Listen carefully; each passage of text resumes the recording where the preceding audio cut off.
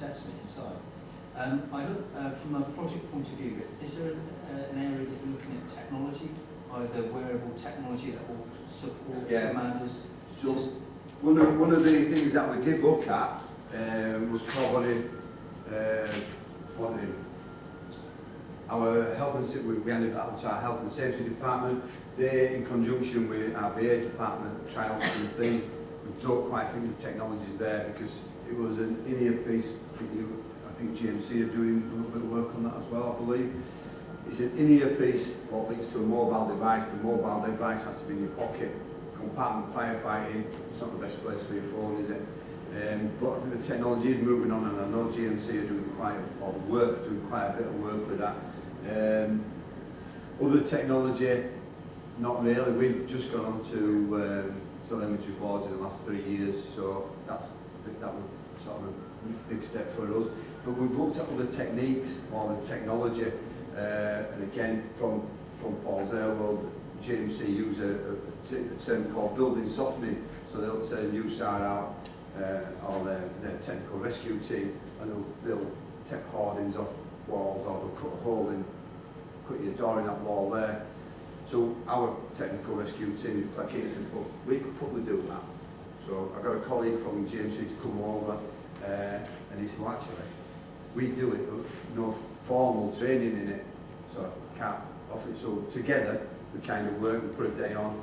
So they work with petrol-driven engines, or still source, things like they're all petrol-driven engines, but we're going to take them into a fire. How's it going to work? So they don't go in the building, but cutting a hole in side of the building when you've got smoke coming out, so they're under air. So things like that. So we're developing them now. So hopefully we'll have an actual course for our technical rescue crews at Keaton to be able to carry out that. So again, if I turn up to a building, rather than sending someone 60 metres into a building, tech rescue, covering all there, I'm sending somebody 10 metres in that. So skills with the technology, probably not so much, but the skills, and it was more about encouraging firefighters to think for themselves, to be that little bit smart, if you like.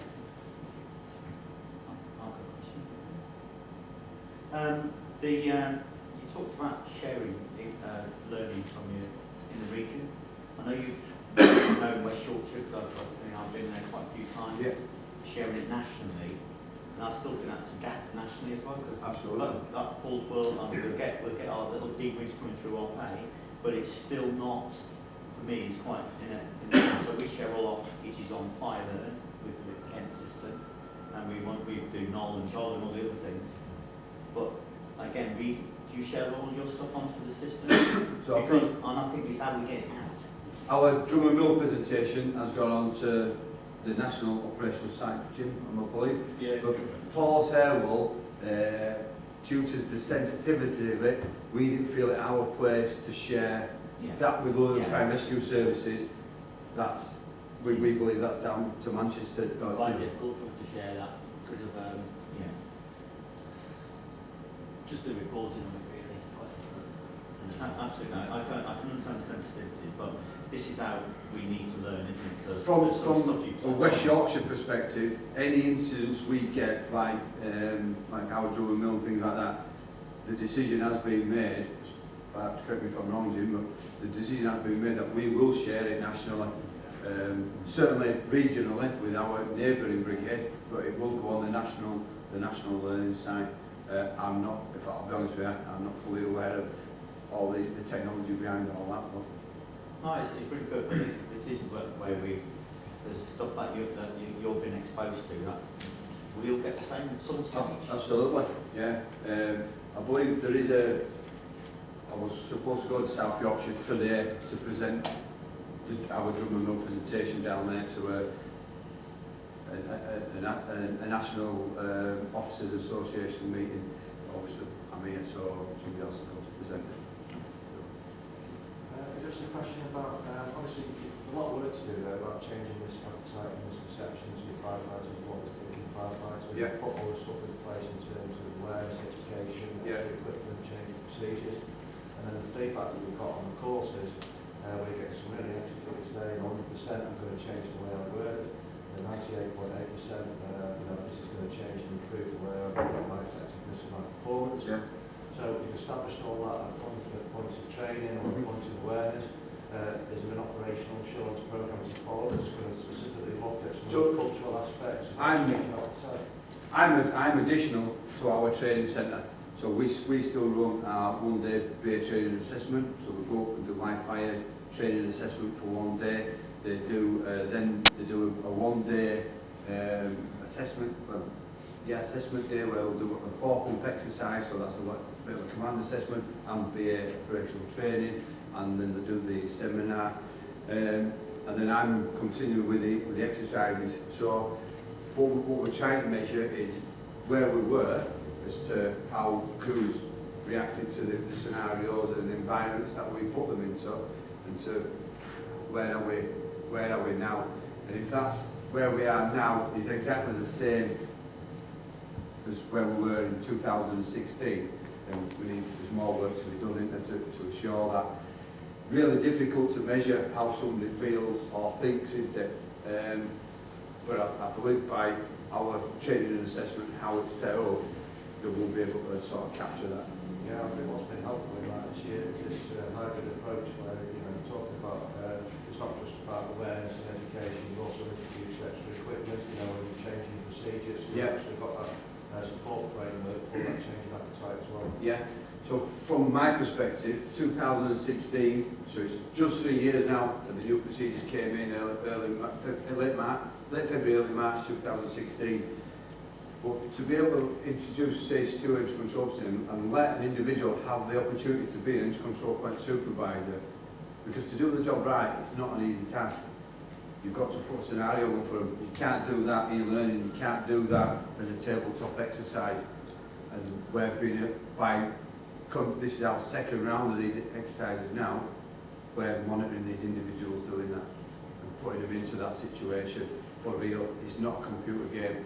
And I can tell you, out of the incident commanders that turn up, I can tell you who's good at a command assessment, because you can almost see them ticking a box off in the mind, and you'll come across it in training. You see them ticking the box off in the mind, but nothing's actually happening around them, because command training in West Yorkshire is, I look at a TV screen, I want the BA team to go in there, I want this to happen, like that's done. In reality, it doesn't always happen, does it? Because we're dealing with human beings. So by continually having the support and being able to put these exercises on, and I know we're taking operational pumps off the room, which is a bit of an headache for our control, but we're able to monitor that, we're able to put individuals into these situations and give them a go at it, is my best expression for it, because that's all we're doing, have a go at it. And if you do something wrong, that's the place to do it, isn't it? Because we can work on that. My world's not the ops world, so just something that I picked up really from the presentation, where you sort of said that departments don't always link together. Yeah. Yeah. And then you said about heat stress. Yeah. And the maximum wear time is now reduced to 20 days. Yes. So is that a national thing? No. I believe, and you might be able to tell me if I'm wrong, we're the only fire and rescue service in the country, well, nationally, that has introduced that. Just interested because... But we've done it on the, I think Manchester were looking we've at done it. it slightly different. We have an assessment, so when you come out of a VA where now you'll assess your perception of heat stress and how hard, what the conditions in like in there and and all this. Yeah. And an assessment of how long before you can go back in. And it also informs future wear durations. Yeah, there's We may go about, beasting firefighters to the end. Yeah. We've had this big long conversation going for a number of years now about things like extended duration VA sets. You make a good point there, in fact, put a bigger cylinder on your back doesn't extend the life of me. It doesn't make it doesn't turn your firefighter into extended duration firefighter. They've got the same physiological constraints on them. And very often now the VA sets are outlasting the firefighter in extreme circumstances. I was just curious because the old Chester step test, Yeah. the treadmill test, that is supposed to replicate EO after 20 minutes. That tests your VO2 max. Yeah. to be able Right, to which wear is beer. supposed to do with beer wear. I know, I can wear beer, because I've been a beer instructor for 12 years on and off, on a number of occasions. I keep getting the urge to go back and do it again for some reason. I can wear beer for a long time, because I build up a tolerance to it. I build up a tolerance to heat, whereas I've worked on some really fit firefighters and run marathons and stuff like that. You put them into a fire with a beer set on, and within 10 minutes, they're puffing and panting. And I'm like, what's up here? You know, because I build up the tolerances, and you go down to your academy down there, and them guys down there, Jackson, that have been there 100 years, he can stop in there all day long. I think we do the walk. I'm not above it, if I'm honest. But anyway, that's a different. But yeah. Just interested, like you were saying about people not working together. Yeah. All these different elements. Well, one thing I didn't mention is on the back of what we're doing, we actually got our brigade fitness advisor, who's a really fit guy. We also got another watch manager who's a marathon, ultra marathon runner. So he'll go off and run 60, 70 miles a foot. Don't get that bit, but he does that.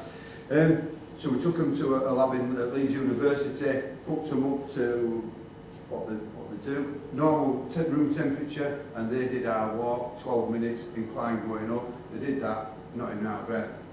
So what we did then, we put them into fire kit, hooked them up, no, a beer set on, but not under air, but they were hooked up to the oxygen mask. Increased the room temperature to 30 degrees, and neither one of them could complete the 12-minute test. So the temperature around, so where we talk about asking the airways what's it like in there. If the airways coming out, the black from head to toe, the helmet's melting, and they're underneath like that. As an instant commander, or as a commander, I really need to be thinking, do I want to send anybody else into there? I need to ask them what's it like in there. But I kept committing people in.